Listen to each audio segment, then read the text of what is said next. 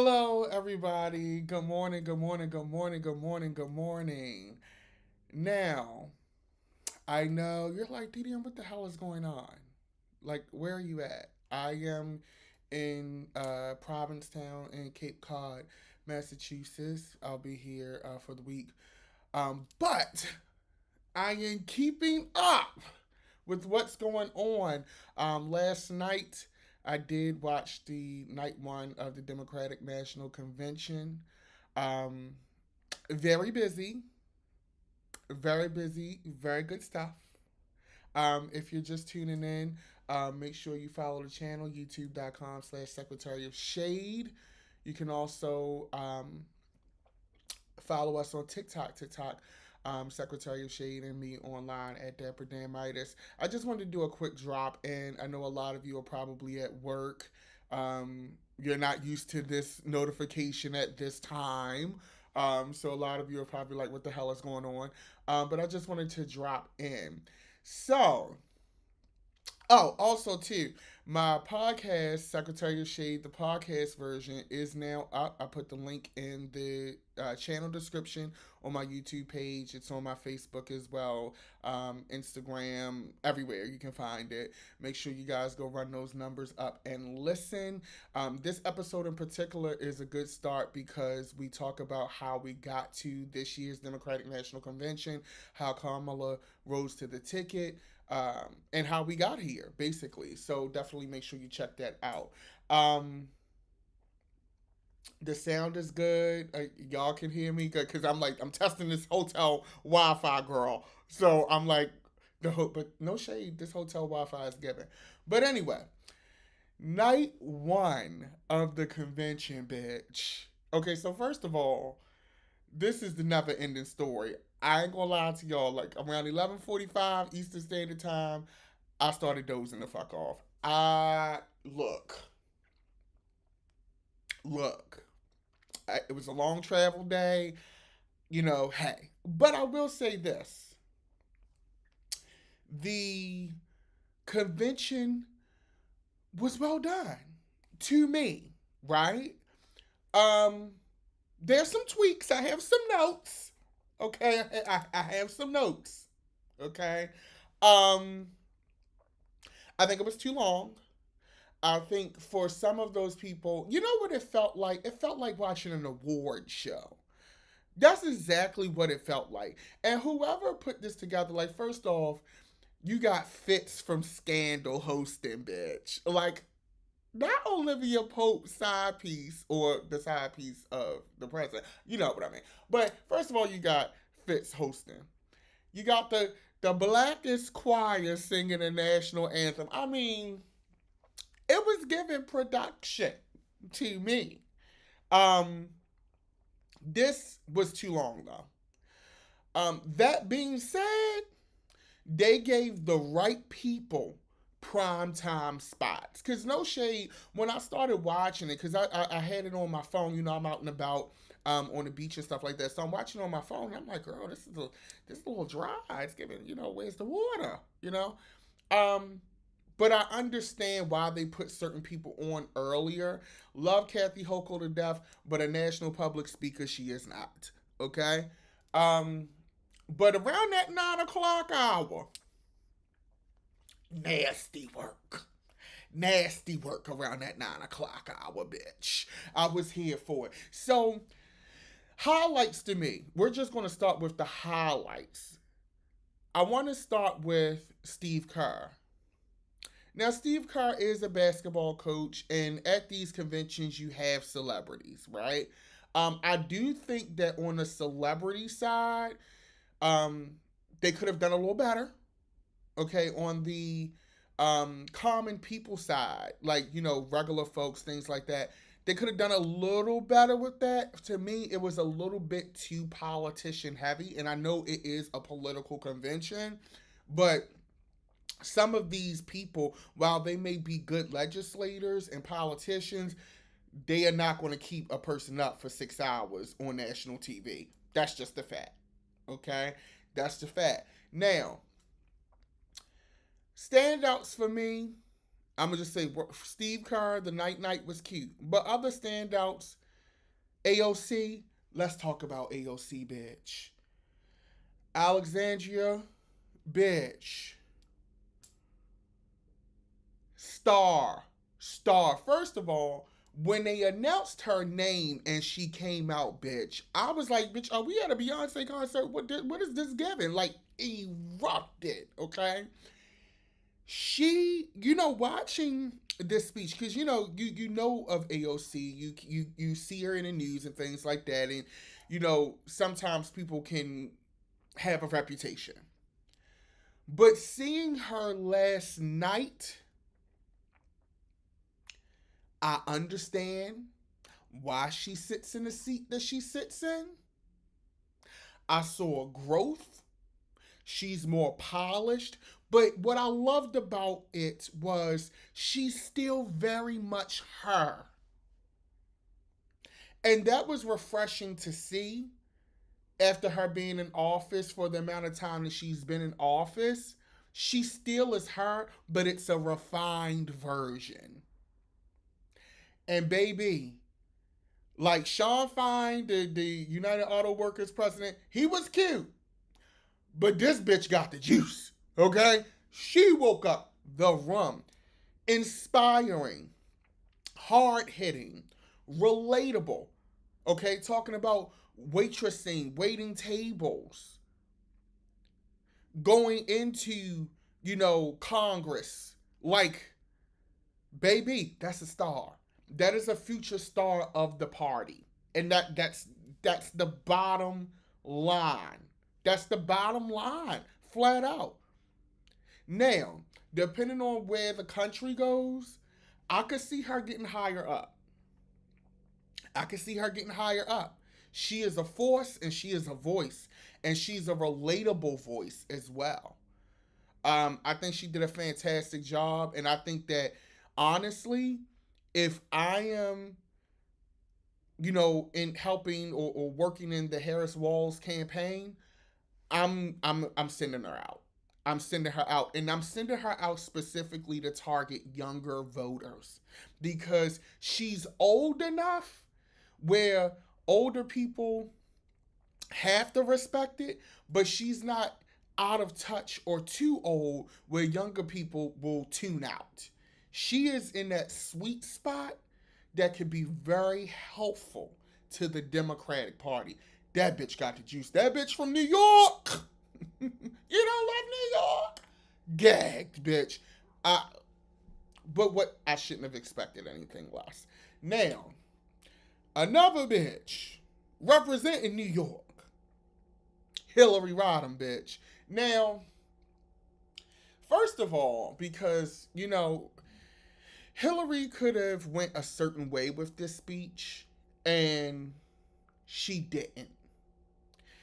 And it showed a lot of maturity, a lot of growth. And also, too, something that I want to put into perspective.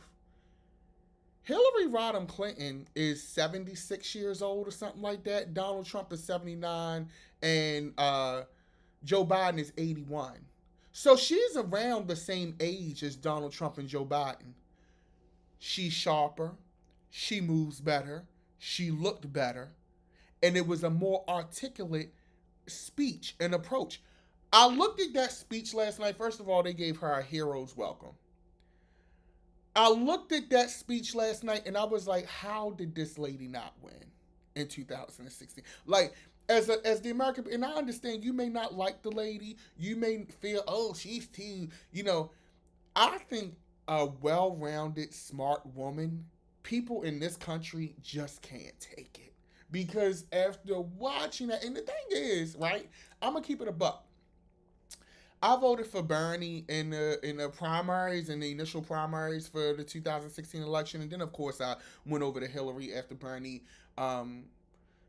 suspended his campaign. But I'm trying to understand how someone as qualified, someone who is as knowledgeable and well-spoken, lost to Donald Trump. I know how she lost. Like, understand, I know how she lost. I want to be clear. I'm not, we were all there. But looking back, terrible decision by the American people. Terrible decision. Terrible decision. Terrible, terrible, terrible. Terrible decision. Now, her speech, what I liked about it was it was uniting.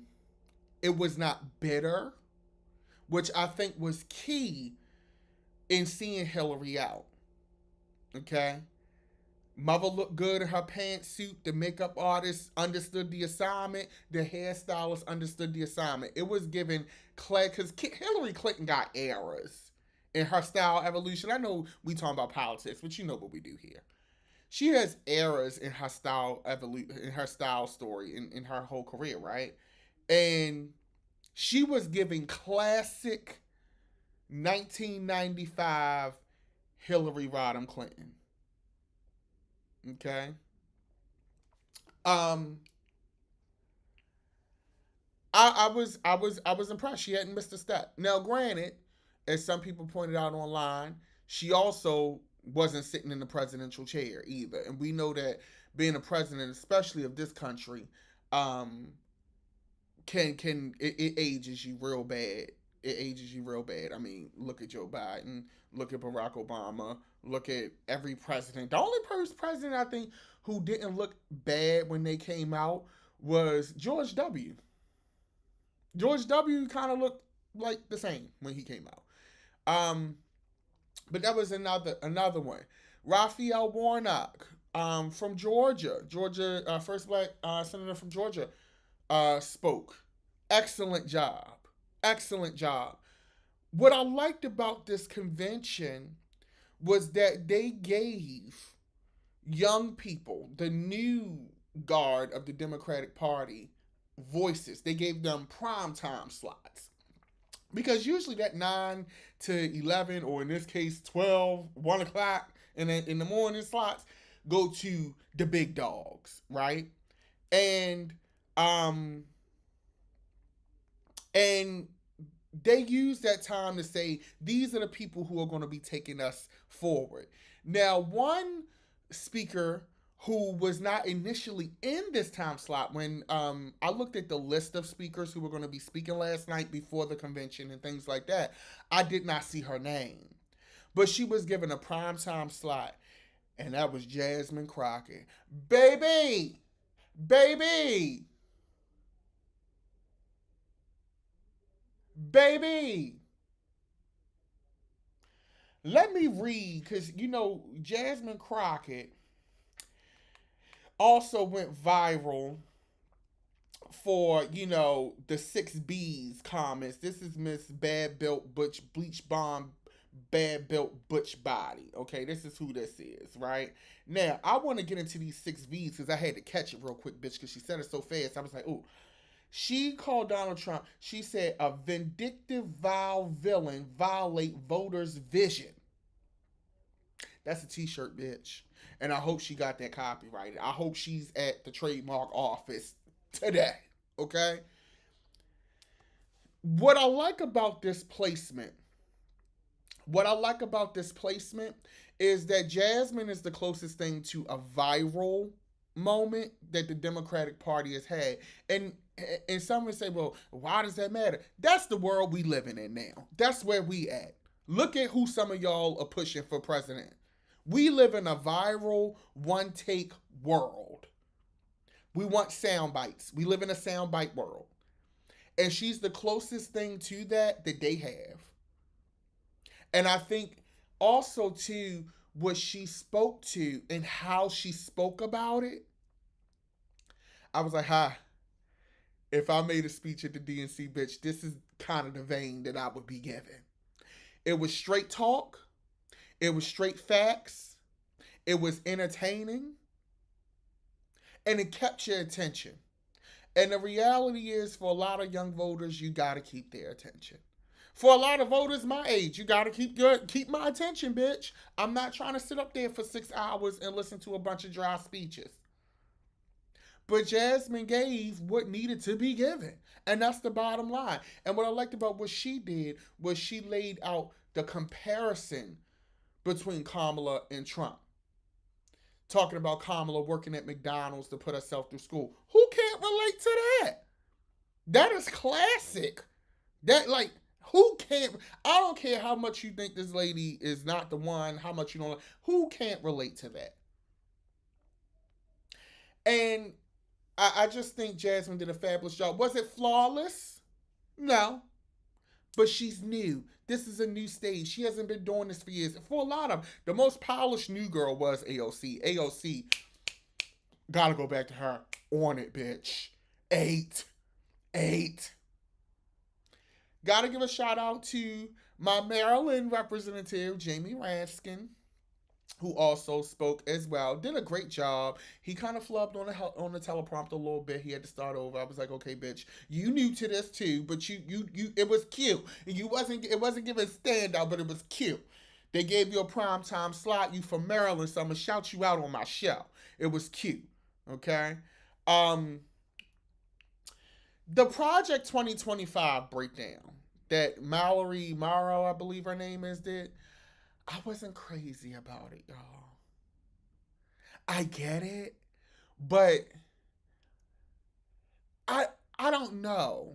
I think it was, you had to touch on it from a strategy standpoint. You had to get in, but I was like, I get the message, but it just was like, okay, you know, like, all right, okay. Um, but it was good.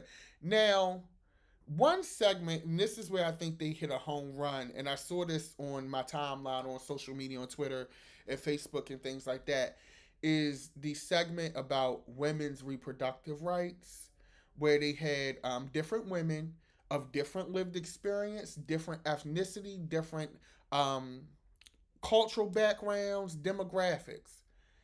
That segment was a home run. It was heavy as hell, but it was a home run. It was a home run. That reproductive rights segment, they yeah. And the young lady, I forget her name, forgive me, I think it was Kayla, it's something with the K, and I feel so terrible for not remembering her name. But when she talked about why should a girl be forced to carry a baby by her parents, I saw women on my timeline say I was her. Hearing the black woman say how she was ignored. Hearing the wife, the husband and the wife on stage. And I think that was important. Let's get into the aesthetic of that. I think it was so important to start that segment off with a husband and a wife. Because oftentimes, um, men are removed from this reproductive rights issue, this Roe versus Wade issue, this abortion issue. Like, it doesn't affect them for some reason, right? And I think it was important to have a husband speak about how this impacts, and to have a husband say, I thought my wife was going to die and I was pissed. I think that was that segment was a home run, and I think that, touched a lot of heartstrings, and also put a lot of things into perspective for a lot of people. Now, because I dozed off last night, I had to wake up this when I woke up this morning before I logged on with you guys. Um, that um, I had to rewatch Joe Biden's speech because at this point, it's travel day. It was long. At this point, it's almost 1 o'clock in the morning, Joe. I ain't got nothing for you. The gagger is, though, Joe Biden's speech was actually like, Ever since he's dropped out the race, and whether he wants to admit this or not, he just feels better. He looks better. He talks better. It wasn't a lot of stuttering last night. Like, no shade, homie. I think dropping out was the move for you. Just for your own personal health. I think that was the way that you needed to go. And that's no shade. Okay? Now, I'm trying to figure out how he couldn't make it through a 9 o'clock in the evening debate, but at 12, 1 o'clock in the morning, he was spry as hell. I think it was a great send off speech. I think it was something that the convention had to do. Um, it was a little long, but when you've had a career in politics that long and you've done some of the things that, you know, he's done, the man, you can get a man an hour at a convention that was supposed to be his. I think that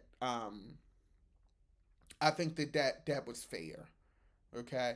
Now another thing, you know who tickles me to death? That damn Nancy Pelosi boy. She tickles the hell out of me. She's a viper, and watching her the last 2 months on the news, I'm like, oh, she's a viper. I mean, I knew that, but you really, her level of give a fuck is starting to really like go down. And um, Jake Tapper tried her. So you know on the pre-show, right? They interviewing people, and Jake Tapper tried her about her role in convincing Joe Biden to drop out. And she basically said, "Why are we talking about this now if it doesn't matter?" Like she came, Tapper tried it, and she came for Jake Tapper. I mean, but overall, I think this was a great start. Um, and I'm speaking now purely from an entertainment level, not from a political level. But I think they need to tighten this up a little bit, just from a show running perspective. It's a little bit lengthy. But I ain't gonna lie, Michelle and Barack talking tonight, so they can go till 3 o'clock in the morning, bitch. I ain't gonna hold you. I'm gonna be up. I'm gonna be up. It's Big Rock. You know, it's Michelle. Like, I'm gonna be up. I'm gonna be up. Okay. So tonight um is the Obamas. We got a few other people talking as well. I haven't looked at tonight's list in detail yet. But it should be. I'm gonna be up. Like it's Barack and Michelle. I'm gonna be up.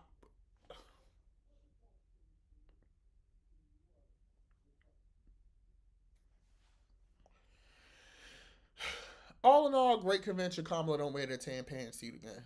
But all in all, great convention. Well done. I'm getting ready to start my day. Go out to the beach, have some coffee. I hope that y'all have a great day. We'll all be tuning in tonight, albeit I'll be tuning in from the dance floor. And then we'll reconvene, do a recap at some point tomorrow. And I wish you all the best. If you want to donate to the channel, make sure you do a super chat as well. You can also donate via Cash App and Venmo. Dapper Damitis. That being said, you guys have a great rest of your day, and I will see you soon.